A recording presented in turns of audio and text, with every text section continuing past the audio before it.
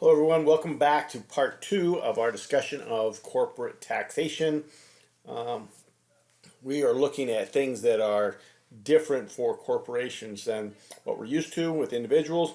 One of those is organizational expenses and startup expenses. These are things that happen, legal fees, stock certificates, that sort of thing that happen prior to the corporation actually starting. So this technically are not expenses in the traditional sense, in that they are not utilizing to earn revenue in the business because it's before the business is actually started. So if corporations elect to, they can deduct these over 180 months. However, there is up to 5,000 can be deducted immediately, and then that amount of 5,000 is reduced if your total startup expenses are over 50,000. So that's what it means by some organizational expenses are immediately deductible, but only if you have limited amount of organizational expenses. Taxable income, once you calculate your taxable income, subtracted all your expenses, then unlike individuals, corporations are taxed at a flat 21%. You just need to know what the taxable income is, and you multiply it by 21%. You don't have to look up any tables. You don't have to worry about different tax brackets or anything like we did with individuals.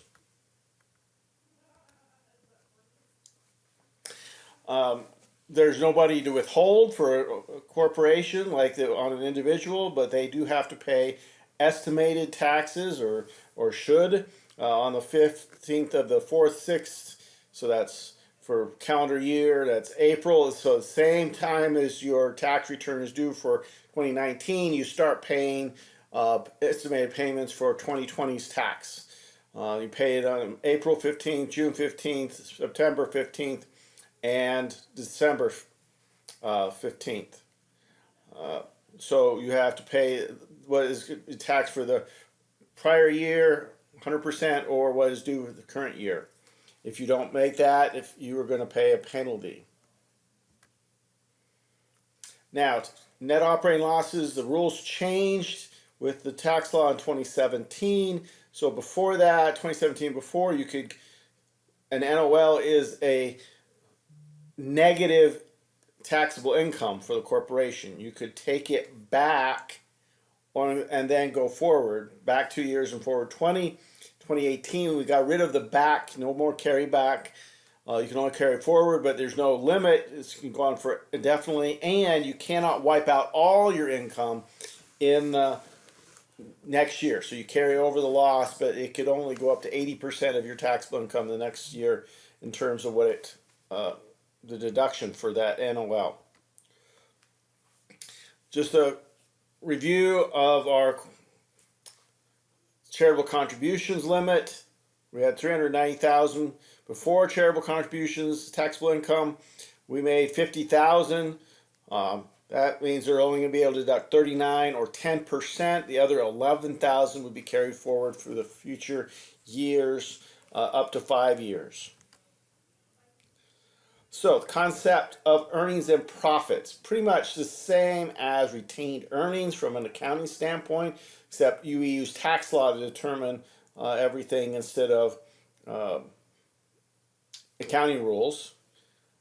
If the earnings and profits are important because any distribution from the corporation to its shareholders that comes out of earnings and profits is dividends, which means it is taxable to shareholders. We've seen that already back when we were talking about individual taxation.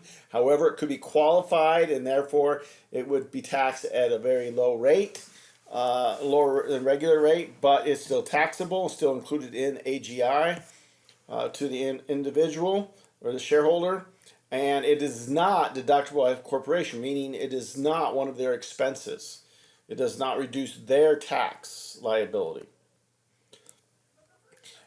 If the distribution is more than the earnings and profits, then it is a return of basis, which means it is non-taxable, and basically a refund of what the shareholder originally put in to the corporation when they bought their stock or contributed for their stock. And then capital gain. If you get back all of your bases, you get a return. It's basically the company is treated like the company bought your stock. You get a capital gain for the amount over what your basis was. If you distribute property, if the corporation has property that has basis of $50,000, a fair market value of $70,000, and distributes that to the shareholders, one shareholder or more shareholders, they have to report first the gain up to the fair market value. In our example, $20,000, and then the distribution of the shareholder is based on the fair value. That's $70,000. So if they distributed that property to the shareholder would have dividends of $70,000. The fair market value of the property, if the dividend is in property and not in cash. If it's full liquidation, when we're going out of business, record all assets and liabilities at fair market value, record the gain or loss, okay? And then they get the distribution, you compare it to your original basis, you have gain or loss on that at the time that you get the distribution. So, example, corporation has earnings and profits of $10,000, makes a cash distribution to its sole shareholder for amount of $11,000.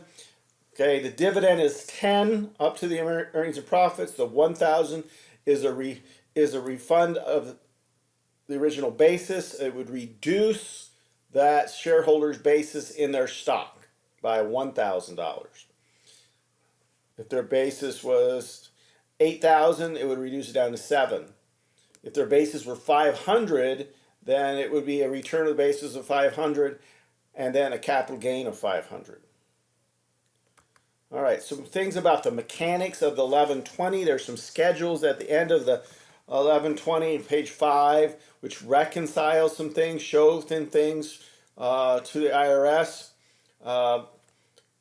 Most small corporations don't have to complete these schedules. If they got less than $250,000 of assets, less than $250,000 of income. Schedule L is your balance sheet, basically. M1 is comparing what we have on our book income to our taxable income. I will tell you that most corporations most smaller corporations keep their books on a tax basis. So there really is very little in way of M1 reconciliations because they're going to share with the bank when they do their financial statements for the bank. They're going to basically mimic the tax rules. So if they're going to use this tax depreciation, they're going to use tax accounting for various cash elements, and so there will be very few differences. Big corporations are going to have a lot of M1 reconciliations and differences. Here's some of the things that are different. Charitable contributions. We obviously just talked about the 10% limit. However, for if you were doing your financial statements for regular GAAP, there would be no limit on charitable contributions. Capital loss is the same thing. They're allowed for book purposes. So you can see all of the differences between the one and some of the things that are the other way, subtracted, meaning they make or book income, subtracted from book income to get taxable income. M3 is a much more comprehensive thing for corporations with total assets of 10 million or more. Not going to see that very often in a tax practice. Couple of things. Parent subsidiary group. If you common parent owns 80% or more of multiple corporations, because corporations can own stock in other corporations, they can file a consolidated return, which means they'd all be together and file one return, save a little time and effort. Okay, but if you make that election, it's irrevocable. If same shareholders own multiple corporations, those are called brother and sister groups. Okay, at least 80% of the voting share, then you disclose this to the IRS, because there's a lot of things that can be done kind of underhanded if they don't know that. And then last little issue here is interest expense. Doesn't apply to corporations with $25 million gross receipts or less, but if you're a big corporation, bigger than that, then you can't have interest deduction more than 30% of your adjusted taxable income. You have a bad year, you're going to have, not a lot of income. You're going to have a problem with if you have a lot of interest that is deductible.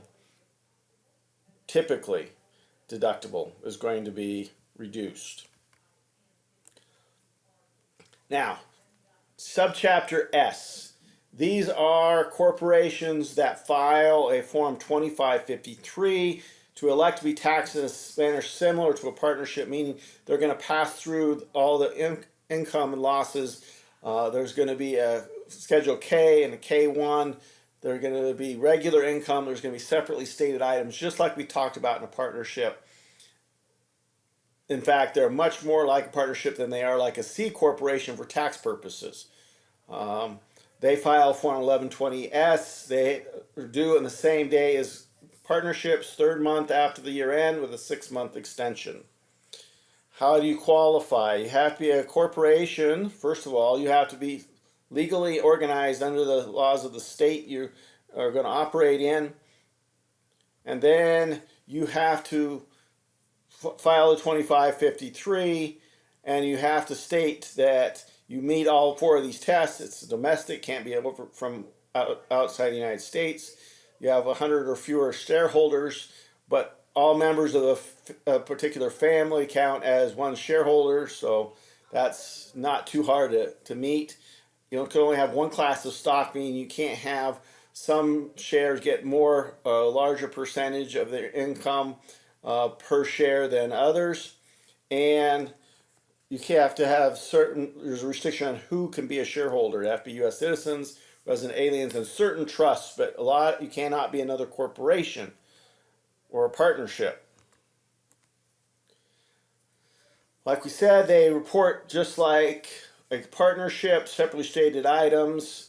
They do not pay taxes except in some very limited times. So there is a place you can, there are certain circumstances where you may have to pay taxes as an S corporation, but most of the time, like a partnership, they do not pay their own taxes. They report the income on the K1 to the shareholders, who then have to report it on page 2 of Schedule E, just like a partnership income.